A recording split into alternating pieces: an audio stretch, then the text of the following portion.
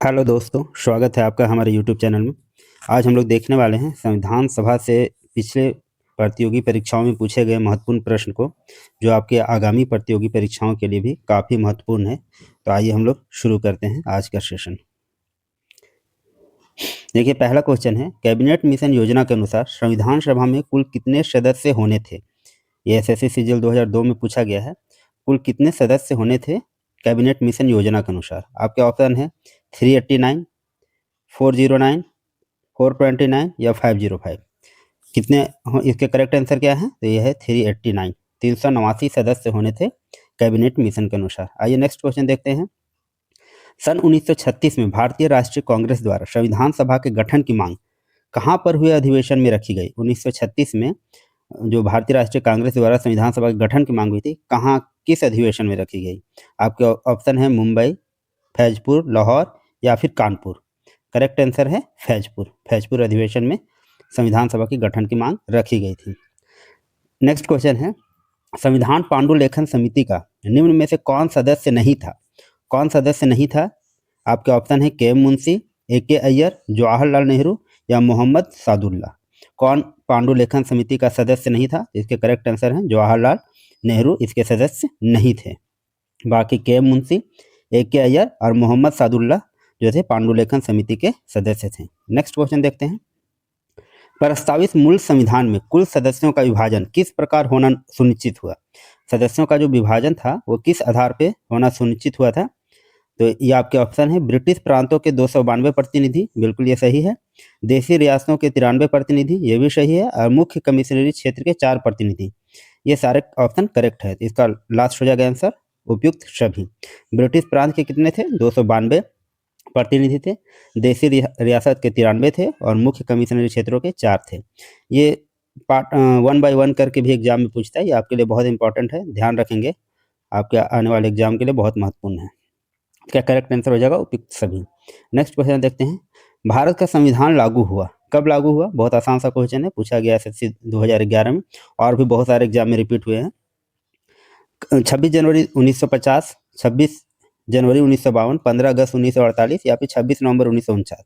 तो correct answer आप लोग जान रहे हैं 26 जनवरी 1950 को भारत का संविधान लागू हुआ। नेक्स्ट क्वेश्चन देखते हैं। पुनर्गठन के फलस्वरूप वर्ष 1947 में संविधान सभा के सदस्यों की संख्या कितनी रह गई? पुनर्गठन के फलस्वरूप जब पुनर्गठन हुआ तो उसके फलस्वरूप 1947 में संविधान सभा के सदस्यों की संख्या कितनी रह गई, ये पूछा जा रहा है। 289, 299, 324 या फिर 333। इसका करेक्ट आंसर है 299। कितनी रह गई थी पुनर्गठन के बाद 1947 में? तो ये रह गई थी 299। आइए नेक्स्ट क्वेश्चन देखते हैं। संविधान सभा में सभी निर्णय किस आधार पर लिए गए? बहुमत से, सर्वसम्मति से, सहमति और समायोजन से, एकता और अखंडता से। इसका करेक्ट आंसर है सहमति और संयोजन से इसके सारे निर्णय लिए गए। नेक्स्ट क्वेश्चन देखते हैं। भारतीय संविधान सभा में महिला सदस्यों की कुल संख्या कितनी थी? बहुत इंपॉर्टेंट क्वेश्चन है। महिला सदस्यों की संख्या कितनी थी? आपके ऑप्शन है 10, 12, 13 या फिर 15। ये सारे क्वेश्चन एग्जाम में पूछे जा चुके हैं और बार बार एग्जाम में रिपीट होते हैं, आप लोग बिल्कुल ध्यान से देखेंगे। कितने थे? 10 थे, 12, 13 या 15। ये आपके ऑप्शन है। करेक्ट आंसर है 15। महिला सदस्यों की संख्या कितनी थी? तो 15 थी। आइए नेक्स्ट क्वेश्चन देखते हैं।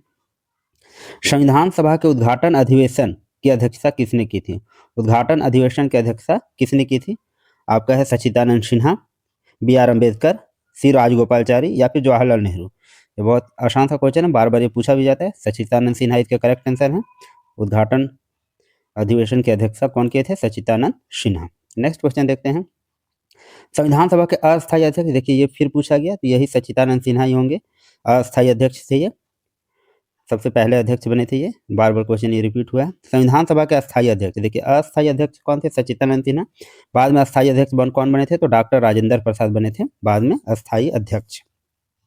आइए नेक्स्ट क्वेश्चन देखते हैं। 11 दिसंबर 1946 को किसे संविधान सभा का अस्थायी अध्यक्ष, देखिए ये फिर क्वेश्चन रिपीट हुआ है। आपका आंसर होंगे डॉक्टर राजेंद्र प्रसाद। अभी हम लोग ऊपर देखें। संविधान सभा द्वारा अंतिम रूप से पारित संविधान में कुल कितने अनुच्छेद और अनुसूचियां थी? देखिए बहुत इंपॉर्टेंट क्वेश्चन है। जब अंतिम रूप से जब संविधान सभा पारित हुआ तो उसमें कुल कितने अनुच्छेद और अनुसूचियां थी? तो कितने अनुच्छेद थे? 395 अनुच्छेद था, 8 अनुसूचियां, 395 अनुच्छेद, 10 अनुसूचियां या फिर 375 अनुच्छेद और 7 अनुसूचियां। 387 और 7 अनुसूचियाँ।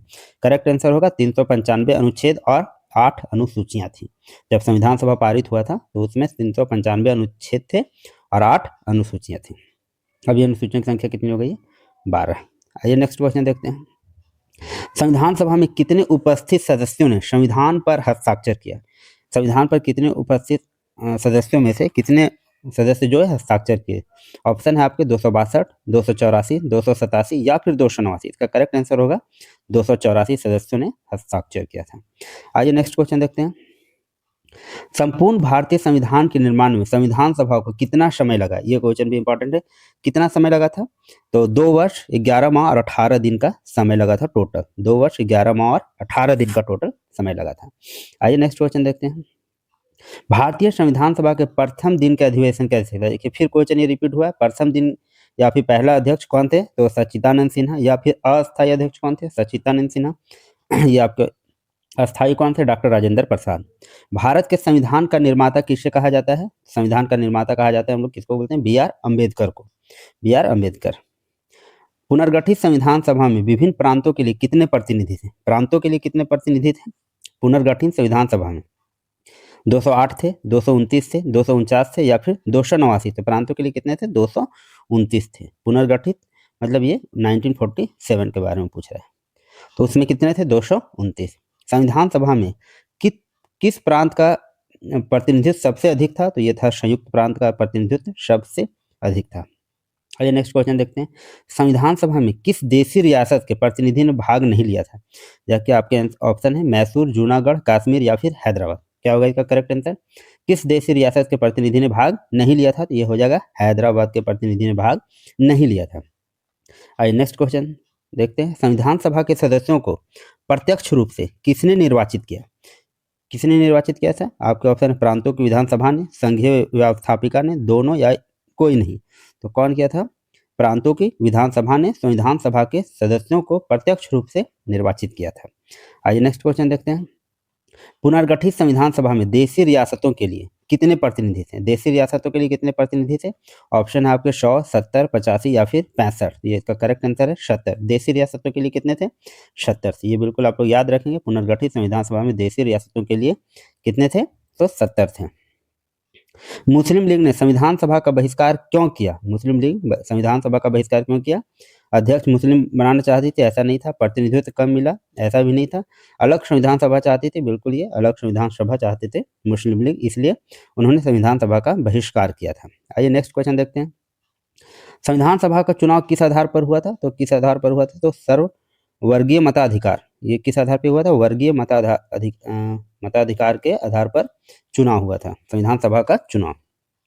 नेक्स्ट क्वेश्चन है कि संविधान सभा के निर्णय किस आधार पर लिए गए? ये क्वेश्चन फिर से रिपीट हुआ है। सहमति और समायोजन के आधार पर संविधान सभा के अधिकतर निर्णय लिए गए थे। उद्देश्य प्रस्ताव किसने प्रस्तुत किया? उद्देश्य प्रस्ताव आपके ऑप्शन है अम्बेडकर, जवाहरलाल नेहरू, कृपलानी या सच्चिदानंद सिन्हा। तो कौन उद्देश्य प्रस्ताव? जवाहरलाल नेहरू। बिल्कुल आप याद रखेंगे, बहुत इंपॉर्टेंट क्वेश्चन है ये। उद्देश्य प्रस्ताव एग्जाम में पूछता है, कंफ्यूज हो जाइएगा। उद्देश्य प्रस्ताव किसने प्रस्तुत किया था? जवाहरलाल नेहरू। आइए नेक्स्ट क्वेश्चन देखते हैं। संघीय शक्ति समिति, ये जो समिति है इसको याद रखना बहुत जरूरी है। संघीय शक्ति समिति के अध्यक्ष कौन थे? ऑप्शन है आपके अम्बेडकर, अल्लादी अय्यर, जवाहरलाल नेहरू या फिर सरदार पटेल। इसका आंसर होगा जवाहरलाल नेहरू संघीय शक्ति समिति के अध्यक्ष थे। आइए नेक्स्ट क्वेश्चन देखते हैं। प्रारूपण समिति का सदस्य कौन नहीं था? ये क्वेश्चन पूछा गया, कौन नहीं था? गोपाल स्वामी अयंगर नहीं थे, अल्लादी अय्यर नहीं थे, अम्बेडकर नहीं थे या फिर डॉक्टर राजेंद्र प्रसाद नहीं थे। तो अयंगर भी थे, अय्यर भी थे, अम्बेडकर भी थे।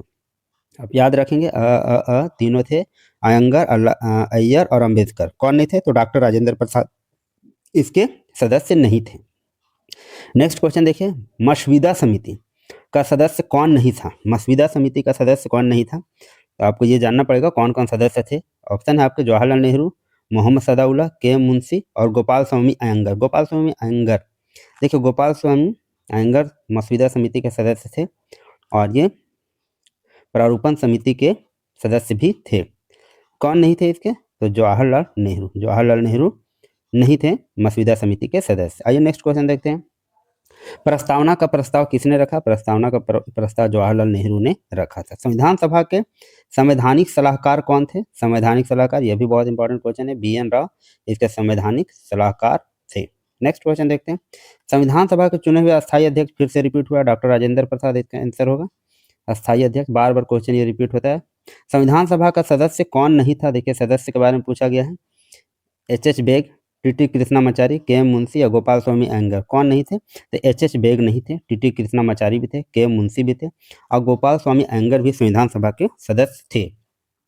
आइए नेक्स्ट क्वेश्चन देखते हैं। भारतीय संविधान भारतीयों की इच्छा अनुसार होगा, किसने कहा था? ये ऑप्शन है तिलक, गांधी, मोतीलाल नेहरू या फिर गोखले। ये किसने कहा था? ये कहा था महात्मा गांधी ने। ये भारतीय संविधान भारतीयों की इच्छा अनुसार होगा, किसने कहा? महात्मा गांधी ने। बहुत इंपॉर्टेंट क्वेश्चन है, ध्यान रखेंगे। नेक्स्ट क्वेश्चन, प्रारूप समिति की नियुक्ति कब हुई? प्रारूप समिति कब बनी थी?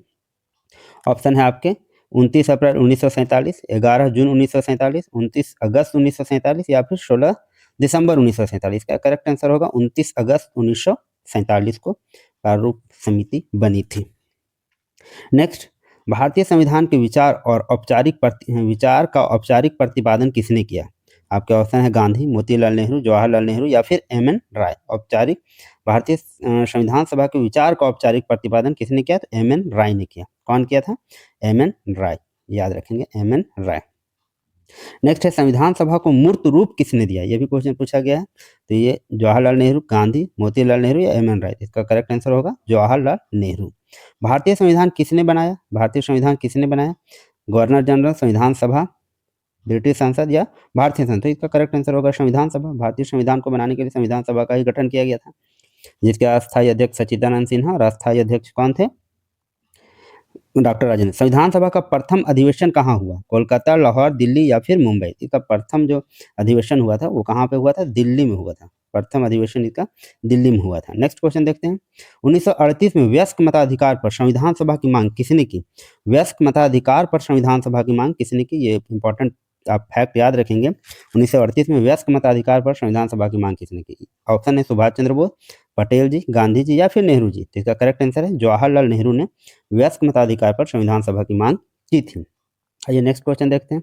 संविधान सभा को अंतिम रूप से कब पारित किया गया? ये क्वेश्चन आप हम लोग देख चुके हैं। 26 जनवरी 1900 अंतिम रूप से अच्छा पारित किया गया, लागू हुआ था। पारित कब किया गया था? तो ये पारित हुआ था 26 नवंबर 1949 को। लागू कब हुआ था? तो 26 जनवरी 1950 को। संविधान सभा अंतिम बार कब मिली? अंतिम बैठक के बारे में अंतिम बार कब मिली, मतलब संविधान सभा कब अंगीकार किया गया, कब लागू किया गया था, ये क्वेश्चन है। थोड़ा क्वेश्चन मिसप्रिंट टाइप का लग रहा है। ये है अंतिम बैठक पूछना चाहिए, अंतिम बैठक कब हुई थी? ये अंतिम बैठक हुई थी 24 जनवरी 1950 को। 24 जनवरी 1950 को अंतिम बैठक हुई थी। नेक्स्ट क्वेश्चन देखते हैं। संविधान सभा की मांग सर्वप्रथम 1895 में किसने की? 1895 में सर्वप्रथम किसने की? वयस्क मताधिकार पर किसने की? ये सारे अलग अलग फैक्ट है, ध्यान रखेंगे। नेहरू ने, अंबेडकर ने, तिलक ने या फिर गांधी ने? ये कहते हैं बाल गंगाधर तिलक ने सबसे पहले संविधान सभा की मांग 1895 में की थी। आइए नेक्स्ट क्वेश्चन देखते हैं। संविधान सभा के गठन का आधार क्या था? गठन का आधार क्या था? तो कैबिनेट मिशन योजना बनाया गया था इसके लिए। संविधान सभा के गठन के लिए आप लोग जानते होंगे, बहुत आसान सा क्वेश्चन है।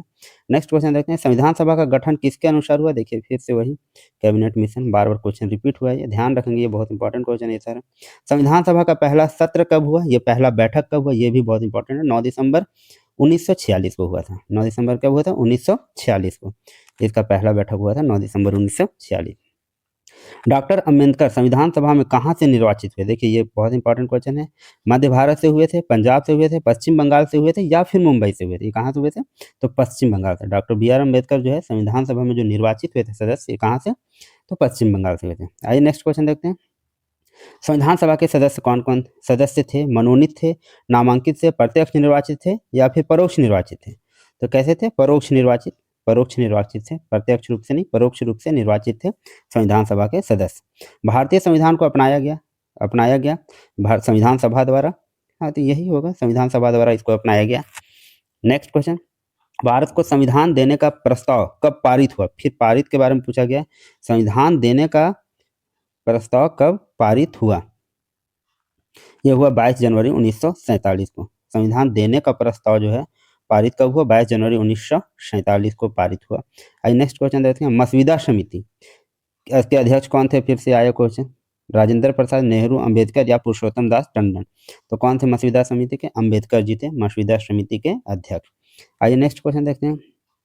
संविधान निर्मात्री सभा कैसे चुनी गई? कैसे चुनी गई? संविधान निर्मात्री सभा जो था ये परोक्ष रूप से चुनी गई थी। हम लोग देखे थे प्रांतीय विधानसभाओं द्वारा परोक्ष रूप से चुनी गई थी। संविधान निर्मात्री सभा जो थी वो परोक्ष रूप से चुनी गई थी। नेक्स्ट क्वेश्चन देखते हैं। झंडा समिति बहुत इंपॉर्टेंट है। झंडा समिति के अध्यक्ष कौन थे? कृपलानी, मुंशी अम्बेडकर या नेहरू? इसका करेक्ट आंसर नेहरू, नहीं सॉरी कृपलानी थे। इसके झंडा समिति के अध्यक्ष कौन थे? कृपलानी थे। कृपलानी थे झंडा समिति के अध्यक्ष। नेक्स्ट क्वेश्चन देखते हैं। राष्ट्रीय ध्वज की अभिकल्पना कब अपनाई गई? राष्ट्रीय ध्वज की अभिकल्पना अपनाई गई जुलाई 1950, जुलाई 1947, अगस्त 1947 या जुलाई 1948? करेक्ट आंसर है जुलाई 1947 में राष्ट्रीय ध्वज की अभिकल्पना अपनाई गई, जुलाई 1947 में। नेक्स्ट क्वेश्चन देखते हैं। संविधान सभा ने राष्ट्रीय ध्वज कब अंगीकार किया? फिर वही क्वेश्चन है, 22 जुलाई 1947 को अंगीकार किया संविधान सभा में राष्ट्रीय ध्वज। ये थे आज के इंपॉर्टेंट फैक्ट क्वेश्चन जो संविधान सभा से रिलेटेड थे। इसी तरह के वीडियो पाने के लिए आप चैनल को सब्सक्राइब करें, लाइक करें और दोस्तों तक जरूर शेयर करें और अपनी तैयारी को मजबूत करते रहें। धन्यवाद।